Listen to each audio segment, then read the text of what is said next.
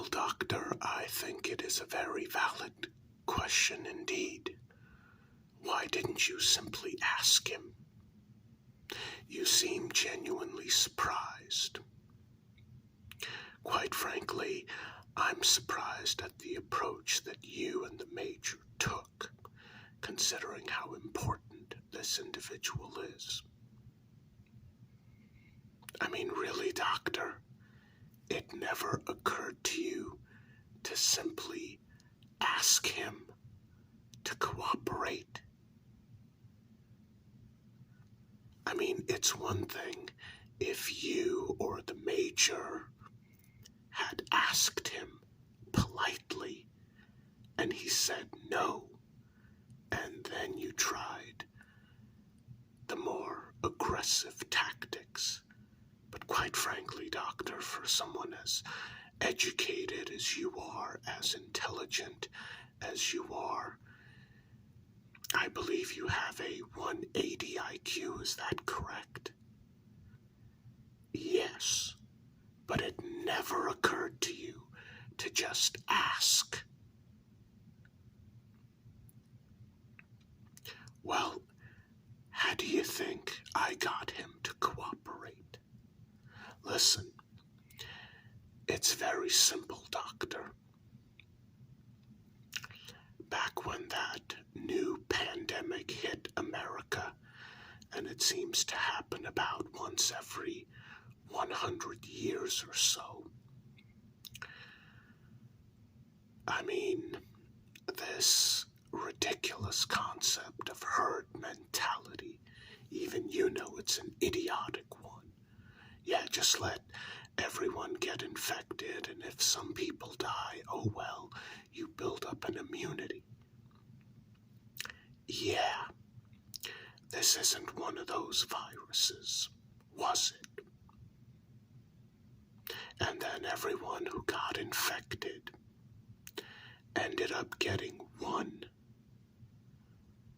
of 4 types of shots, just to make sure that they wouldn't be able to pass the infection on to others. And how many years did it take to develop those shots? Yes. Surprise, surprise, only one of them, the one that the military received, actually worked. Well, the other 3 worked as well. Unfortunately, messed up the human DNA chain, or whatever the hell you eggheads call it. And a decade later, massive mutations, turning people into bloodthirsty monsters, for lack of a better word. Well, no, they're not zombies. I mean, you can shoot them in the chest and they still die. But with the exception of the military personnel who were on active duty in this country, literally everyone else, including non-active military, ended up with one of the other 3 variations. Yeah, and look what happened. Listen, you were the one who realized that a cure could be made. Unfortunately, according to you, you needed pure samples of blood from uninfected people.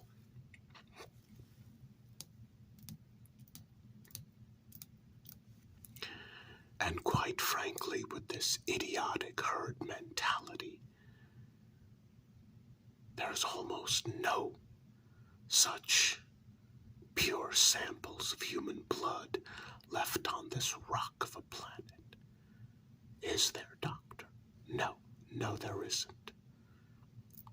So you managed to track down 2 individuals, one of them far too elderly in order to do any testing. The other one, her son, her adult son. Her adult son, who would have been willing to cooperate with you if you had simply asked him politely to do so, if you had asked him nicely. Why the hell did you and the Major try to restrain him when you yourself said that the patient must be calm in order for the testing to work properly? Cannot have any spikes of adrenaline. So you had him tied up. That was stupid. Oh, you thought that you could give him a sedative and everything would be fine. How did that go? Yeah, not very well, did it? Brilliant. Absolutely brilliant. No, the Major is an idiot who got promoted thanks to who his family is. Well, guess what? Nowadays, family doesn't mean a damn thing. Most of his family members are raving lunatics out there above in the streets, not down here in the vault where it's safe. Huge, massive vault, tons of military personnel, food, tons of resources.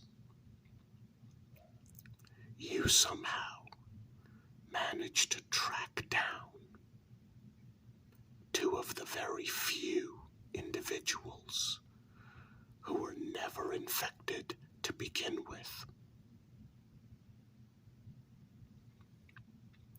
One of them managed to survive and keep his mother alive this entire time. And what do? Basically torture him.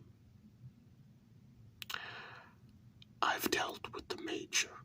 He's no longer in the picture. But you are.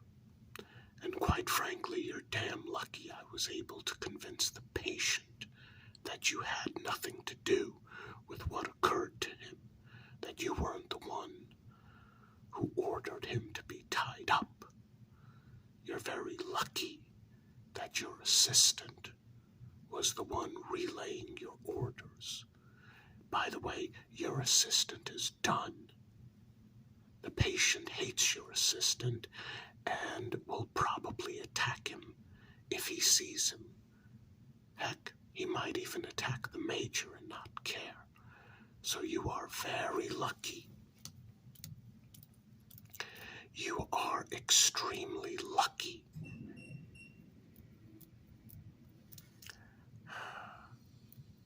Could we get that damn generator fixed? That thing is so freaking loud every time it reboots, and it reboots constantly. I'm sick of hearing it.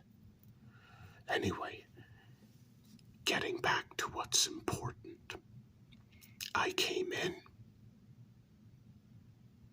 and, well, with my rank as a general, a 2-star general, I spoke with the patient, man to man. I didn't bark orders at him. He's not a soldier. That wouldn't have worked. I spoke to him, man to man. I told him how important his cooperation is. Quite frankly, Doctor, you are very fortunate that no one mistreated his mother. Yes. Well, we can still use her, but not in the way you think. Here's what we're gonna do. We're gonna make sure she's comfortable and happy. We're gonna make sure he's comfortable and happy. That's right. The two of them are gonna get all of the finest luxury accommodations that we are capable of providing. Yeah. I know that some of the higher ranking officers have luxury furniture in their quarters. Some of that is going to be removed, and one of the officers is going to have to give up his quarters. Well, actually, two of them will. Yeah, two of them will absolutely have to give up their quarters. One for the mother, one for her adult son. Luxury furniture. The best food we have, they get it. The best everything. You know, it amazes me that the freaking air freshener actually still works. Where the hell did you people find a supply of that? Absolutely amazing. Freaking apocalypse going on outside, and we have working indoor air fresheners. Absolutely amazing. Oh, put one in each of their quarters. That's right. Luxury everything. They get taken care of. Fortunately for you, doctor, the patient and his mother love books and they love to read. And we do have a well-stocked library. I want them to have access to as many books as possible. That's right. Oh, there's another thing. It's not really bothering me, but it's a good way to get the patient's cooperation. Your nurse. No, not that one. Not Angela. She's a little too plain and practically flat-chested, although she is the more experienced of the two. I mean your other nurse. That's right. Gloria. Yes. The blonde-haired one with the huge rack. Oh, doctor, please.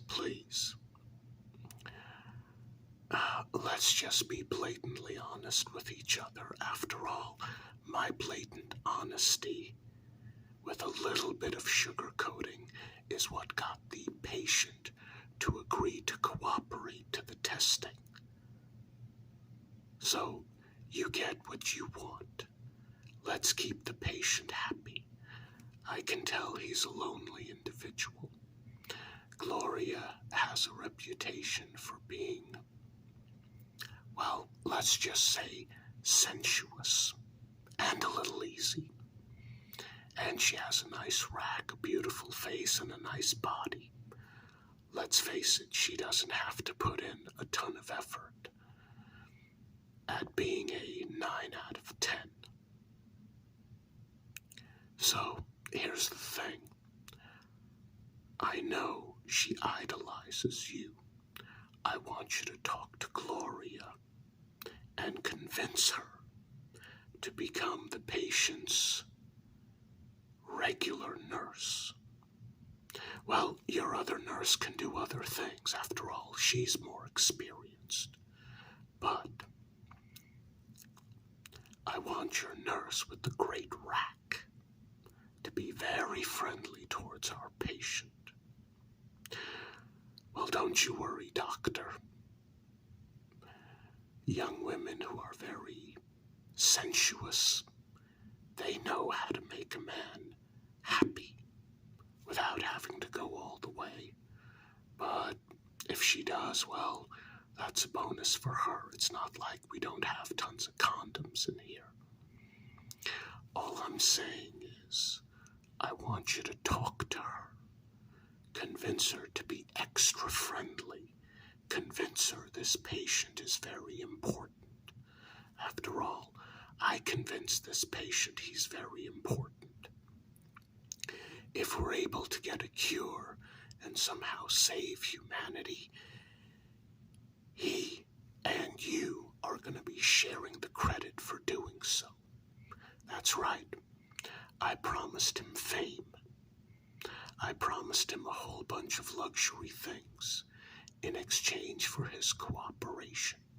And he is a patriotic man, so he would have cooperated had you simply asked him. I still don't understand why you didn't just ask, why the Major didn't just ask. Why the hell didn't either one of you try that tactic first? Just politely ask and then negotiate. Really good food, soft beds, very nice quarters, a nurse with a great rack. Seriously, why didn't you just ask? I mean, there were a few other things. See this lovely key fob? It's actually a hidden lighter, but the fuel evaporated long ago. So now it just tosses out sparks.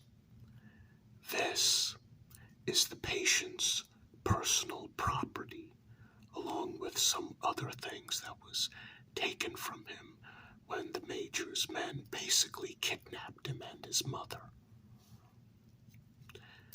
Apparently it has sentimental value. He asked that it be returned, so make sure it's returned, and I want you to do it. Here. Make sure the patient gets that back. Well, what are you worried about? What's he gonna do with something that basically puts out a small spark? It's not like he can set his quarters on fire, nor is he going to want to when we move him in to the luxury accommodations. That's right. That's right. So, he's agreed to have the first blood sample drawn from him in approximately half an hour from now.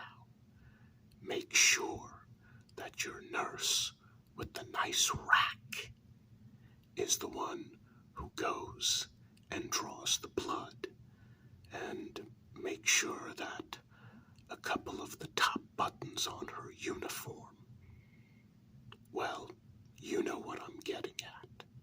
Seriously, why the hell didn't you just ask? It would have been one thing if he said no, but you didn't even ask. Not very intelligent of you, Doctor. Go speak with your nurse. We're done here.